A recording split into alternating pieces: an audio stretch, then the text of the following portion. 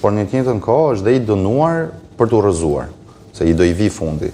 Dhe normalisht 11 maj ishte një etapë ku ai ushtroi të gjithë arsenalin e tij, që nga administrata publike, që është e faktuar në raportin paraprak, si të fushatës zgjedhore, si të postë zgjedhore të OSB-ut Dirit, në angazhimin maksimal të gjithë bandave kriminale, në angazhimin maksimal të gjithë potencialit financiar për të bler vota, në angazhimin maksimal të buxhetit të shtetit, për të falur gjoba, për të shpërndar pensione, për të bërë asfalt elektoral, në angazhim maksimal të mbylljes së syrit të instancave për të pasur ndërtime pa leje. Publike sikur është rasti i gjobave dhe ju sërish e vazhduat. Ajo bë 48 orë parë, çfarë bënim ne? Të bojkotonim zgjedhjet, pra të tërhiqnim komisionerët, të tërhiqnim votimet, të tërhiqnim zgjedhjet. Pra, unë nuk e kuptoj. Ju duat të ju vazhduat jeni pjesë e kësaj gare, pjesë e kësaj farse. Ne duhet të jemi gjithmonë pjesë gare edhe pse ka patur periudhë nga zoti Berisha që kanë thënë që ne do ta fitojmë, do t'i fitojmë. Që farsat konsumohet. Ne patjetër kemi qenë besim plot që po të mos kishte farsë elektorale, ne zgjedhjet do i. Po ju po e shihnit farsën ndërkohë,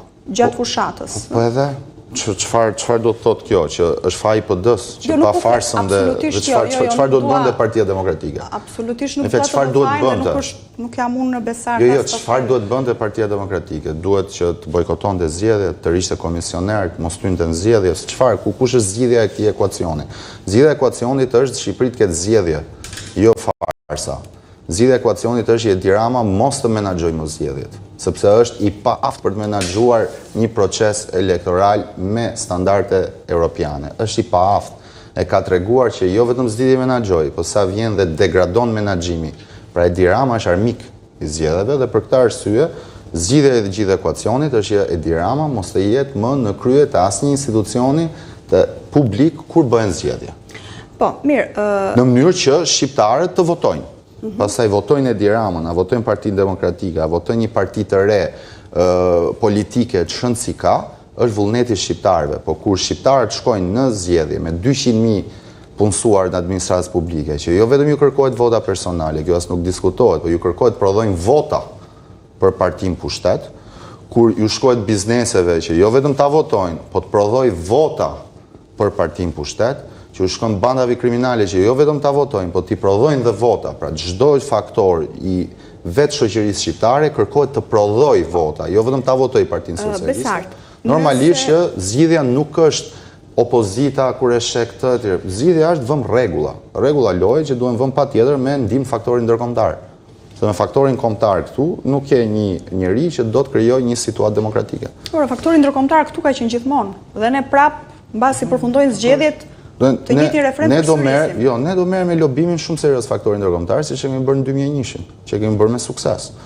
Pra, akuzojnë zotin Berisha si problemin. Unë mendoj që zoti Berisha për momentin është ai që do ta vazhdojë këtë kauzë për ta faktuar dhe për ta lobuar. Pak më vonë do ta prekim edhe zotin Berisha. Kisha edhe një pyetje tjetër.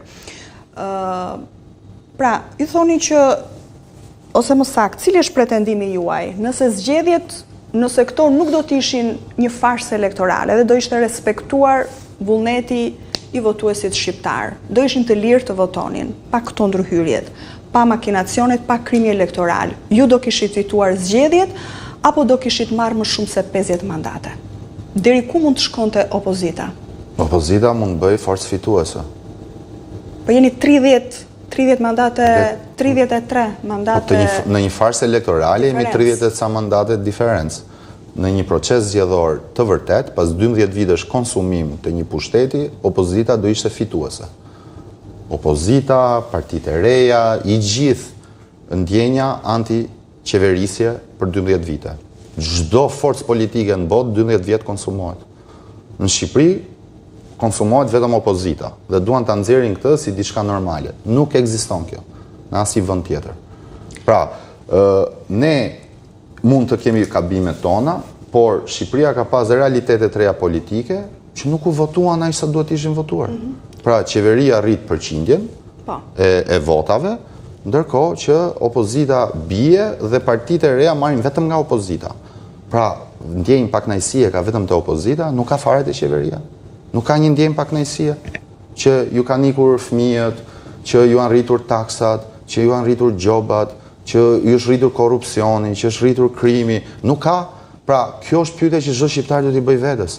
Dhe që këtu faktohet katërcipërisht që është farsë elektorale.